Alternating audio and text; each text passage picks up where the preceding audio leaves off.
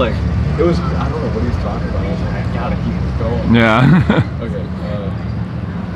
Do you want me to state the question? Sure. Okay. Describe Brian from Anthropic, how important was he to the scene and field? So Brian Pattison started off when I knew him as a promoter of metal shows. He even said for years, I'm never going to be a band, I'm just a fan. And he would always be very humble, just putting together shows, often bringing friends from the 90s when he took all those pictures of the Day of Death and all that stuff. He would bring them to Buffalo, bands like Acheron, Hellwitch, Deceased, so many, and they'd play the funeral home. And so I think he single-handedly revived Buffalo metal from what it was from before. So he was extremely important in that aspect, and everybody always said, oh, this is awesome. He made this book called Glorious Times, where him and a friend of his, another promoter in New York City, Ed Farshty, put together just a bunch of photos of all these old death metal bands, a few dozen, and it's a very, very awesome book to look through, because it's not just a history of, oh, this band started in LA and then they formed these members. It's literally stories from the band members themselves about just fun things. Like King Folly from Deceased came up to Buffalo and he was acting like a total fool, so he was kicked out of the show before it even started, and basically he was able to just beg the door guy to let him in, and so he was able to watch the entire show that way. So just something cool like that you won't find in just some, oh, Metal Hammer says King Folly is singing on her new album. So that's something that Brian really brought, is just old experiences mixed with new experiences. He did start by having a Cheap Trick cover band, and that's how he ended up starting playing. And he did it with Jesse from Herod and Arias on vocals. It was an awesome, awesome front man. So much energy. What's his name? Now, Mike Jeffers from Herod was on drums. Matt Backless, I believe, was on other guitar. So that's how he started. And then, because he was always into grind especially, he eventually got a couple members of Immortal Terror, including Jim Santillo, the drummer, who apparently came out of drum retirement to play in Anthropic. So they started Anthropic. I was at their first show, and they've just been on an upward climb of, they're playing everywhere all the time. For a bunch of guys who are a bit older than your average metal band this active, they sure have a lot of energy and a lot of ambition. So R.I.P. Brian Pattison, but they are carrying the band for his legacy. Continues to this day.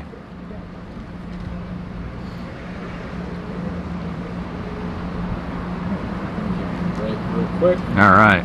That's great. Thanks. I'm glad that you ended it on like a good note, like they're carrying his legacy, because I feel like it's important to know where the band is now. Yeah. It would have sucked if we were like, oh, he passed away. Mm-hmm. And like, we really miss it. Yeah. And then I was like, what the fuck, we're still playing? Right, yeah. Okay, so James, let's bring up him. I guess, how would you describe James to somebody that? How would you describe James to somebody that hasn't met him? I felt like he was kind of, even though I've only met him once and seen his band many times, I felt like he was kind of like a, I don't know, he was definitely a personality in the scene. Like, he was very nice. He was like very like smart, knowledgeable. I don't know. Like, I guess just describe him and like what his legacy was. So I was extremely lucky to be in 3 bands with James Hallenbeck. He's from Rochester, and he was a keyboard player and an accordion player in the metal scene. What accordion player is in the metal scene? Name one more that's not in a Finnish folk metal band out in Europe. So that was what he excelled at. I was told that at age 18 he picked up the accordion, and it surprised people because, like, what 18-year-old metalhead is going to play accordion? Wouldn't you want to rather play guitar or drums? But he took piano when he was younger, and he wanted to continue in this direction. So so that's what he was known for. He was, like you said, extremely nice, extremely open, always wanting to learn. As I was told, when it came to conversations he was involved in, he was never controlling, always contributing.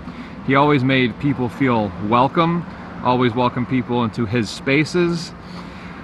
Musically, like I said, he was involved in so much. Throne of Wilderness was a folk metal band that I was in with him. After that, there was a folk power metal band called Arcanium that we were in together, and then a band called Nazgul that I was in very briefly, he was in very briefly, and now Nazgul is changed over, and now they're called Acrolasia. They're still active in Rochester. So, but yeah, even after James and I stopped being in bands together, didn't stop our friendship whatsoever. It was always just a fun person to be around. There's always a very calm, smiling demeanor about him. He was wonderful, and let's see. I guess would this describe like typical metalhead friends of yours? James was like a level above most, I feel. It was, I don't know, I'm a bit biased because I was so close with him for so long. His last active band, Eternal Crypt, I was lucky to play a show with them just a couple months ago. And one thing that people always noticed about James playing live is he would windmill at lightning speed while playing keyboard solos and accordion solos, and he would be nailing it every single time because he was so into it. So that was a lot of fun. I was told that